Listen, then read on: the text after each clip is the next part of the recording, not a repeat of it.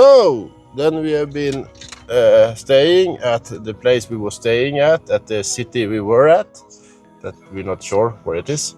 And this is like the chaotic traffic situation. Wherever you go in Albania, everyone is parking everywhere. It's just no one is thinking when they are driving. So everybody got stuck. And now it's a couple of old guys standing still. And now everything is completely blocked.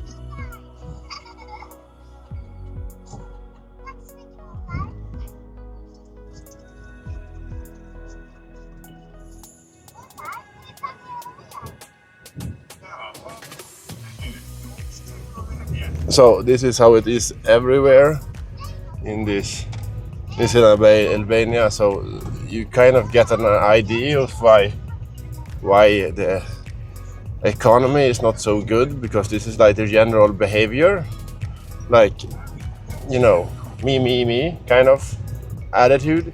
They're really nice to foreigner and they're really helpful. Like I was parked in, so I just go to the hotel reception and asked if they know who owns the car, and they did. So they just talked to him and they moved the car. But you know, why not just build more parking spaces? Kind of strange thing, because they have way too many cars in like comparison to the parking spaces, and it's trash everywhere, and like nobody cares. So yeah. It was it is. It's no big problem. But anyhow, we are on our way to Valbona. And it's 108 kilometers, not 80 kilometers that I said yesterday. We were driving 80 kilometers. It's a bit hard to keep track on the numbers, but it's 108 kilometers and 2 hours and 40 minutes, according to the GPS. But my experience from Albania is it's never officially even close. So it's like 40 minutes more, I think. So maybe it's like 3.5 hours, maybe. We'll see. But anyway, we was staying at this hotel and we had some good dinner. We had a few beers and we had breakfast and a good room. And it was only like 65 euros. So it's good. It's really good. So in this kind of comparison, it's perfect. But anyhow, we will keep you updated as we progress. So I'll see you later. Ciao.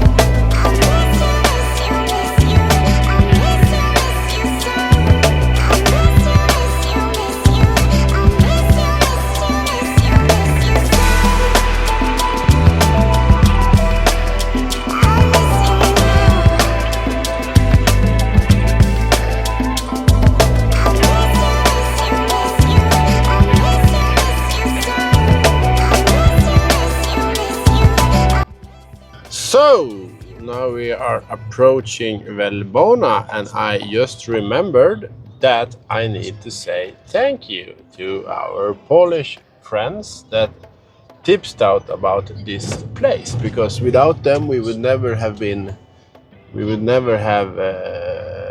find this place, because it was their tips about it that made us to go here, and it looks beautiful. If I understand this correctly, it's on the opposite side of the Tet Mountains. So basically we have been driving for 2 days to get like 5 kilometers or something, because we have to drive around everything. But it was amazing drives, and it was a really cool places we found, and we are not unhappy. We are happy. So this is good. But this is Valbona, I think. We are like 7 kilometers left to what the GPS says is Valbona, but I think I recognize these mountains, because I think this was in Tet. I think we saw this. We was on the opposite side of it, I think. But I'm not sure. I'm kind of stupid and always wrong, so probably it's not right. But anyhow, this is nice. The weather right now is not so good. It's like between 16 and 18 degrees, a little bit windy and a little bit cloudy. So this is like basically a Swedish summer. All the other time we had like 32 to 35 degrees outside. So this is different. But yeah, it's good. So we will see if we stay here for the night or if we go to Kosovo straight away. We will see, or how we do it. We have no plan, no clue, no understanding about life. We just go with the flow. So smell you later, alligator.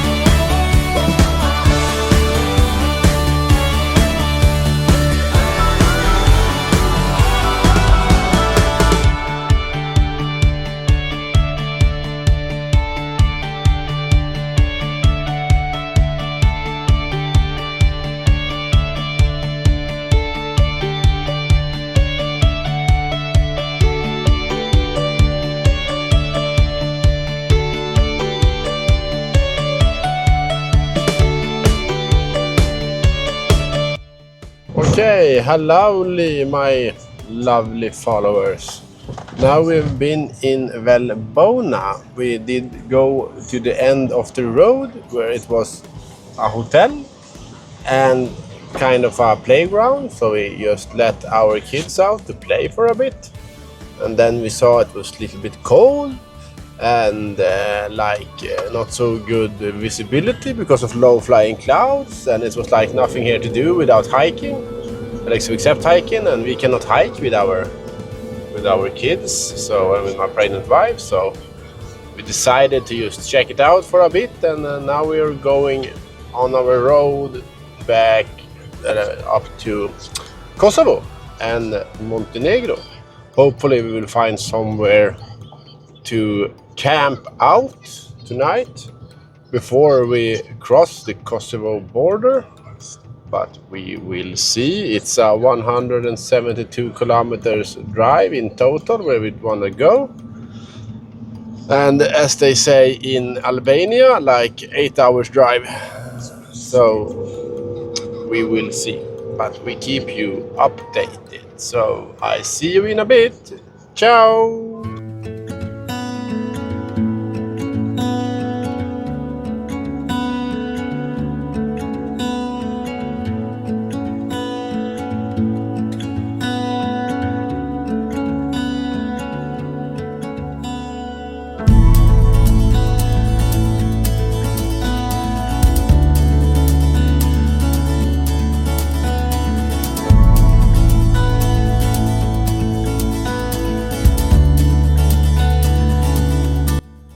Okay, so now we are in Kosovo in a couple of minutes. We crossed the border and they tell us that our insurance are not valid in Kosovo apparently, so we need to buy a separate insurance. It's only 15 euros, so this was no problem, but we're a little bit unsure what's gonna happen with the other insurance, so hopefully nothing happens, so we doesn't need to find out. So we're only gonna drive here for like 60 to 80 kilometers, so it should be fine.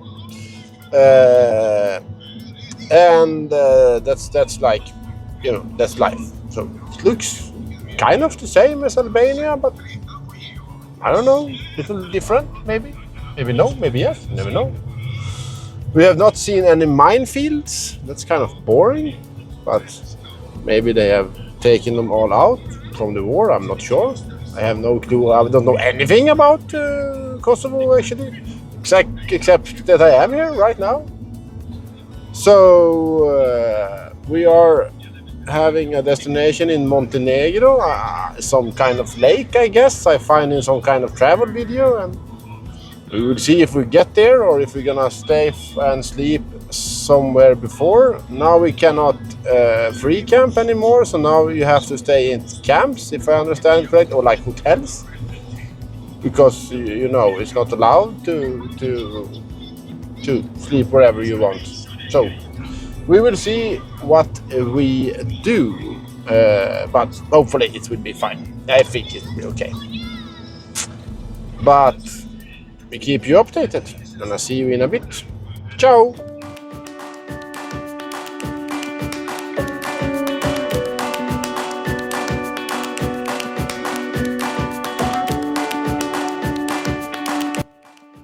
Okay, so then we have been crossing the border from Kosovo into Montenegro, and this is like the third border patrol officer that knows Swedish.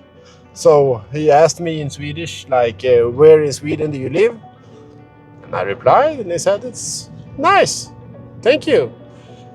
He said, hey though, it's kind of fun that Swedish is such a small language, but still it talks in so many places. It's not so common. I would not think that it would be like this, but obviously. Maybe he was serving with the Kosovo, with the Swedish military force in Kosovo or something, I don't know. But anyhow, now we are in Montenegro and we are... Damn, this is a beautiful view. I mean, on the Kosovo side, it was not this beautiful. So it's like right now when we passed the border and was like going down, it's like, damn, this is beautiful. But yeah, it was kind of boring on the other side. So this is amazing. This is perfect. So now we will try to look for somewhere to stay. And in Montenegro, you're not allowed to camp wherever you like. So we thought it was just to go in. But then we saw that it's like no hotels, no camping, no nothing for a long time. So we will see how we do this. Hopefully we will find something. But we will see. And otherwise, everything is going perfectly. We have we stopped for refuel in Kosovo. It cost like €1.39. Has to be the lowest benzene price yet, I think.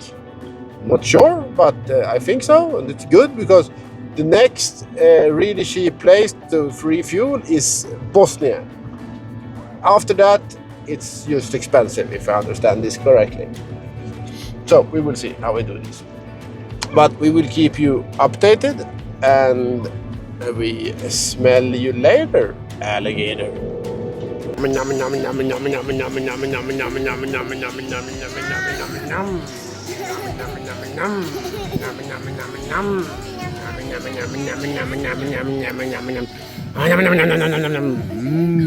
See you later.